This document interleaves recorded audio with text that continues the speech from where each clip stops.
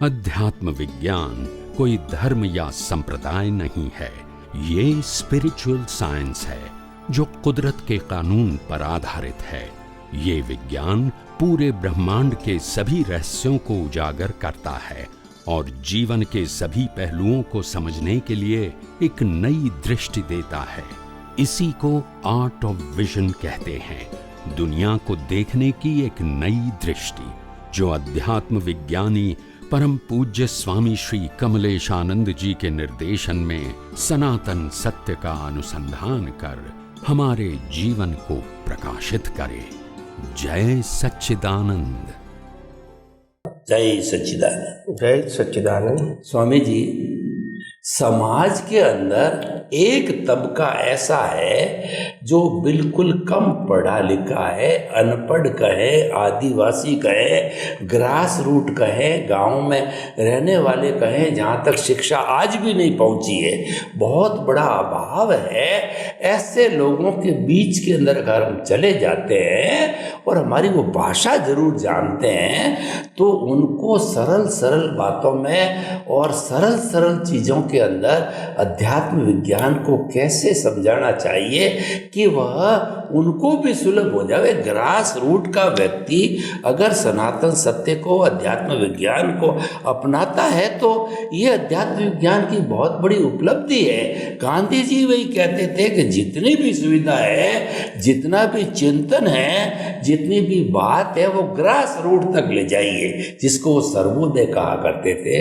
तो स्वामी जी, ऐसे लोगों के कल्याण के लिए आप सरल सरल भाषा में बताइए ताकि वो भी इसको जो अनुभूत कर सके। वास्तव में आगे बढ़ना वो कोई डिफिकल्ट बात नहीं है, मगर आध्यात्म के मार्ग में आगे बढ़ने का मतलब समझो। ये कोई प्रगति, ये कोई प्रोग्रेस या कोई अचीवमेंट नहीं है। आध्यात्म मार्ग में प्रगति का मतलब होता है अज्ञान को नाश करने का जो लेवल है, इसको डेवलपमेंट बोलते हैं। और डेवलपमेंट का मतलब होता है आपने सनातन सत्य इस लेवल का समझ लिया जो है, मगर आपने 70% समझा, अभी 30% समझना बाकी है।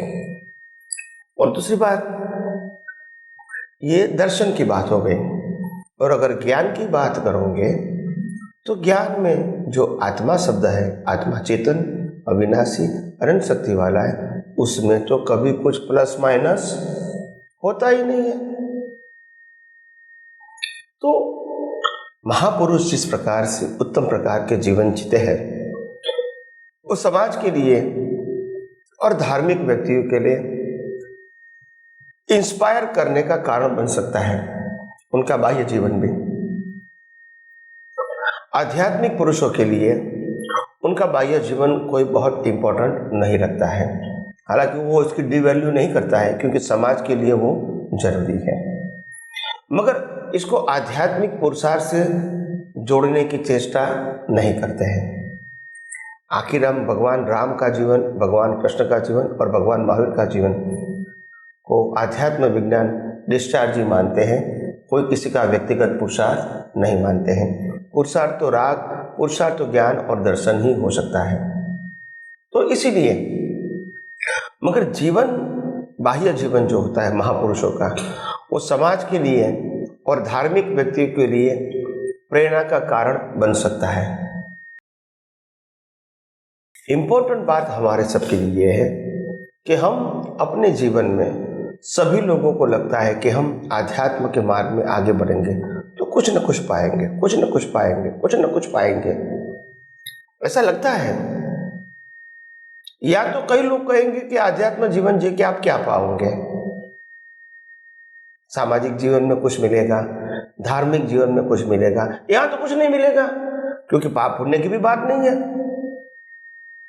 यही तो बात है कि आखिर आप न पुण्य करोगे न पाप करोगे, उसी का नाम तो मुक्ति है। अगर कुछ न कुछ करोगे तो उसी का नाम तो जन्म मरण है। तो दोनों बातों को यथार्थ रूप में समझना तो पड़ेगा। आखिर हमने अभी तक जो श्रद्धा की बातें, धर्म की बातें, सामाजिक बातें रिलेटिव व्यू पॉइंट से जो समझी है और हमारे सोच में पकड़ के रखी हुई है, इसको धीरे धीरे साइंटिफिक सोच में बदलनी पड़ेगी और धीरे धीरे रिलेटिव सत्य की सोच की वैल्यू धीरे धीरे कम करके समाप्त करनी पड़ेगी।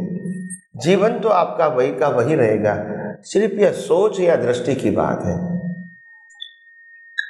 और जैसे महात्मा गांधी जी ने भी सत्य की बात कही, अहिंसा की बात कही, अचौर्य की बात कही, झूठ की बात कही, परिश्रम की बात कही। महात्मा गांधी जी वो ज़्यादातर नरसिंह मेहता के भजन को रोज बोलते थे अपनी प्रार्थना में, क्योंकि नरसिंह मेहता ने 5 महाव्रत से ज़्यादा 11 महाव्रत बताए। कितने बताए? 11। वो कहते हैं सत्य अहिंसा चोरी न करवी, वणजो तू नवर संगरवूं, ब्रह्मचर्य ने जाते मेहनत कोई अड़े नव आवड़वूं, अभय सदे से स्वाद त्याग ने सर्व धर्म सरखा गणवा, आ 11 महाव्रत समझी नम्रपणे दृढ़ आचरवा। तो यानी 11 जो महाव्रत उन्होंने बताया, तो जीवन जीने की एक कला है। तो इसीलिए ऐसे महापुरुषों ने ऐसी बात बताई और उन्होंने अपने जीवन में जीवन जीने का प्रयास भी किया। तो समाज के लिए तो वो प्रेरणादायी है ही, हम इसको मना नहीं करते हैं। और दूसरी बात मैं ये कहता हूँ कि ये अध्यात्म विज्ञान जो है वो न केवल सिर्फ मुक्ति के लिए है, समाज के उत्थान के लिए भी है। क्योंकि जब सतयुग होता है तो प्रेम, मैत्री, करुणा, सद्भावना, एक दूसरे को माफ करना, एक दूसरे को हेल्प करना, अतिथि का सम्मान करना, ये जो क्वालिटी होती थी उसमें कंपटीशन और कंपैरिजन नहीं होती थी। और इसीलिए वो संस्कृति को महान संस्कृति बोलते थे और लोग भी आनंद से जी रहे थे, बिना डर और विश्वास के, एक दूसरे के ऊपर विश्वास के साथ जी रहे थे। तो कहने का मतलब उसमें भी अगर वो व्यक्तियों के सामने अगर 5 इंद्रियों का विषय रहा होगा, अगर लक्ष्मी की इतनी वैल्यू रही होगी या मान सम्मान का इतना स्टेटस रहा होता, तो इस प्रकार का सरल जीवन वो उस जमाने में भी नहीं जी सकते। मगर उन्होंने सभी चीज़ों को कुदरत के ऊपर छोड़ दिया था। क्योंकि आज जो हम कर रहे हैं छोटे लेवल पे, वो आज का नहीं है। हम हजारों साल से नदियों की पूजा करते हैं, नदी को माता मानते हैं, समंदर की पूजा करते हैं, पहाड़ों की पूजा करते हैं, वनस्पति की पूजा करते हैं, पवन देव की भी पूजा करते हैं, अग्नि की भी हम पूजा करते हैं। आप समझो, और इंसान की तो करते हैं क्योंकि हम इसको वंदन करते हैं, तब उसके अंदर रहे परमात्मा को हम वंदन करते हैं। पशु पक्षी प्राणी को भी हम सम्मान देते हैं, उनकी भी रक्षा करते हैं, हम इसको जीवन का हिस्सा मानते हैं। और इसीलिए जब भी हमारे घर में गृहिणी खाना बनाएगी तो एक बिल्ली के लिए, एक कुत्ते के लिए बनाएगी, एक गाय के लिए बनाएगी और भिखारी के लिए भी बनाएगी। तो ये एक जीवन का हिस्सा था और यही हमारी संस्कृति थी। तो कहने का मतलब ये है, नेचर के साथ जितना जीना वही तो कुदरती रचना है। दृष्टिकोण अलग था, बात तो एक ही थी ना। तो इसीलिए मैं समझता हूँ इस प्रकार का अगर जीवन जिया जाए, इस प्रकार की सोच के साथ जीवन जिया जाए, तो मैं समझता हूँ व्यक्तिगत रूप से हमारे जीवन में सतयुग आएगा, परिवार में सतयुग आएगा, समाज में सतयुग आएगा, राष्ट्र में सतयुग आएगा और विश्व में सतयुग आएगा। सतयुग का मतलब ऐसा वातावरण, सबको जीवन जीने में आनंद आए, सबको एक दूसरे व्यक्ति के ऊपर भरोसा रहे और सबको लगे अगर मुश्किल आएगी तो पूरा समाज हमारे साथ है। ये परिस्थिति आने के लिए भी जितना भी हम नेचुरल रहेंगे, इतनी साहजिकता ज़्यादा आएगी, जितना भी हम आर्टिफिशियल रहेंगे इतनी असहजता आएगी। और असहजता ही मालिकी भाव, कर्ता भाव, भोक्ता भाव को स्ट्रॉन्ग कर देता है। और सहजता ही मालिकी भाव, कर्ता भाव, भोक्ता भाव को माइल्ड कर देता है।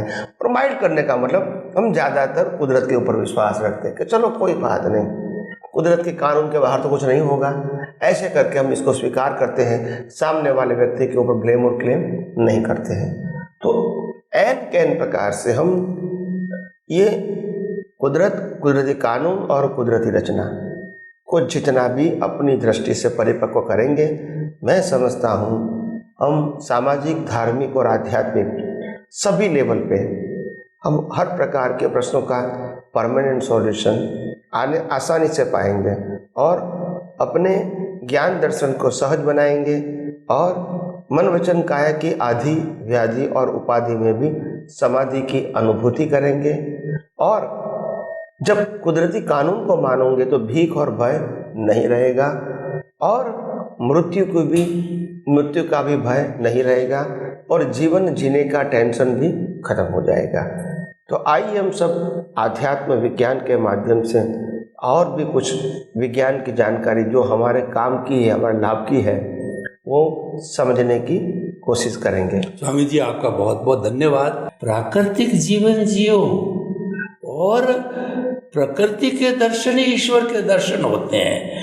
और बेचारे दूसरे जितने भी वनस्पति, पशु, पक्षी है, वो प्रकृति का बहुत कम दोहन कहिए, नुकसान कहिए, लेकिन मनुष्य आज देखिए, पृथ्वी, जल, अग्नि, वायु और आकाश, जिन 5 भूतों से ये कुदरत बनी है, उसको लहू लुहान कर दिया, उसका इतना दोहन कर दिया कि आज माँ करा रही है कि मुझे इतना दर्द हो रहा है, और वो पनिशमेंट रूप में आंख दिखा करके अतिवृष्टि, अनावृष्टि, सुनामी, भूकंप इत्यादि रोज आ रहे हैं सीरिया के अंदर, और तुर्की में इतना भयंकर जो तूफान आया।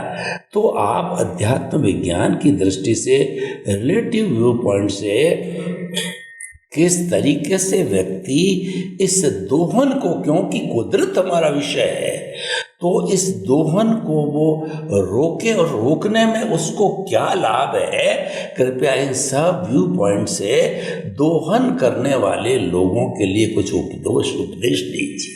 देखो, कुदरती आपत्ति ऐसे नहीं आती है।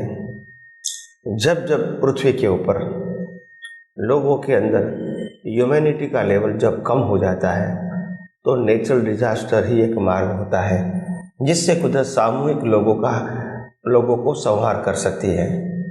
क्योंकि इंसान कायदा की भाषा में तो, दायरे में तो नहीं आता है वो, और इसीलिए यहाँ का कानून काम नहीं कर सकता है। मगर कुदरत का कानून ऐसा है कि अगर 35% से अगर आप इंसान होते हैं, 100% का मतलब बेस्ट इंसान, उसमें से अगर 35% की ह्यूमैनिटी है, तो भी आपको इंसान कुदरत कहती है। मगर 35% से नीचे हो गए और आपका 30% या 25% हो गया, तो भले आप ह्यूमन हैं, मगर ह्यूमन कहने के लिए लायक नहीं है। और ये भी एक निमित्त होता है, हमारा मृत्यु का निमित्त और कुदरत को काम करने का निमित्त। ये निमित्त से कुदरत सामूहिक हिंसा करती है। अभी आप समझो, कुदरत हिंसा करेंगी, हिंसा के संजोग बनाएंगी, क्यों बनाएगी? क्या वो पापी है? जब कुदरत सबको जन्म देती है, क्या वो पुण्यशाली है? मारती है तो क्या वो पापी है? नहीं, कुदरत का काम सब कुछ बैलेंस करना है। क्या करना है? संतुलन करना है। तो इसीलिए समाज में तो जब आप इतने, आपके ह्यूमैनिटी के मार्क्स इतने गिर जाएंगे, तो फिजिकल फॉर्म में ह्यूमन रहने का आपको राइट ऑफिशियली नहीं रहता है। मगर तुरंत तो हिसाब होता नहीं है, तो सबका हिसाब परिपक्व होता है, तो फिर कुदरत इसका रिजल्ट लाती है। फिर आप कहो धरतीकंप कहो, यानी अर्थक्वेक कहो, सुनामी कहो, या तो हैवी बाढ़ कहो, अतिवृष्टि अनावृष्टि कहो, या तो लावा फाटता है, ऐसा कुछ भी हो सकता है। हवा का झोंका, हैवी स्पीड तूफान, चक्रवात आता है, फायर हो जाता है, ऐसा कुछ भी हो सकता है जिसमें बहुत सारे जीवों का संहार हो जाता है। तो मैं समझता हूँ कि इस प्रकार की जो बातें होती है, तो ये कुदरती आफत भी बिना कुदरती कानून नहीं होती है। मगर मैं उसको और अलग दृष्टि से प्रेजेंट करना चाहता हूँ। मैं ये प्रेजेंट करना चाहता हूँ एक आदर्श राष्ट्र और एक आदर्श पुरुष अपनी आदर्शता को प्रेजेंट करने के लिए आज मौका ढूंढ रहा है। और कुदरत दुनिया को अगर अच्छा बनाने की कोशिश करेंगे, ह्यूमैनिटी लाने की कोशिश करेंगे, तो कुदरत ने एक मौका दिया। यहाँ संहार, विरोधी जो लोग थे इनका संहार हुआ, और अच्छा करने वाले हैं वो विरोधी के ऊपर भी हेल्प करते हैं। तो ये ह्यूमैनिटी जो है वो विरोध के ऊपर भारी हो गई है। तो कुदरत को क्यों कि अगर भारत को महान राष्ट्र बनाना है तो उनको कार्य भी दिखाना पड़ेगा, और कार्य तब दिखाएगा उसको मौका मिलेगा। तो बिना मौका कैसे करेगा? नहीं करेंगे। तो ये जो एक संजोग हुआ कि विश्व ने देखा कि एक राष्ट्र ऐसा है जो निरंतर भारतवर्ष के विरोधी है, और वो इंटरनेशनल फोरम में भी वो भारत की पॉलिसियों का विरोध करता है, भारत की बातों का सम्मान नहीं करता है। मगर जब उसके अंदर भी एक अनएवॉइडेबल आफत आ गई, जो वो अनबेरेबल आफत आ गई, जो खुद भी बेयर नहीं कर सकता है, उस समय सबसे पहले भारत ने अपनी हेल्प भेजने का डिसीजन लिया विद इन शॉर्ट टाइम। और न केवल डिसीजन लिया, हेल्प शुरू भी कर दिया बिफोर 24 आवर्स। तो ये एक बहुत बड़ा इम्पैक्ट होगा वर्ल्ड के ऊपर। तो जो हिंदुस्तान जो बात करता है वसुधैव कुटुंबकम, ये सिद्ध होती है, उसमें नात जात प्रदेश नहीं आते हैं। दूसरी बात करते हैं कि हिंदुस्तान ये करता है कि जियो और जीने दो, हम भी जिएंगे और आप सबको भी जीने का इतना ही अधिकार है। और तीसरी बात, जब मानवता की बात आएगी तो पैसा गौण हो जाएगा। हम ये नहीं कहेंगे कि हम ये मानवता का रोल अदा कर रहे हैं कि हमको क्या मिलेगा, अगर वो सोचेंगे तो कुछ नहीं मिलेगा। मतलब ये ह्यूमैनिटी नहीं है, फिर कॉमर्शियल हो गया।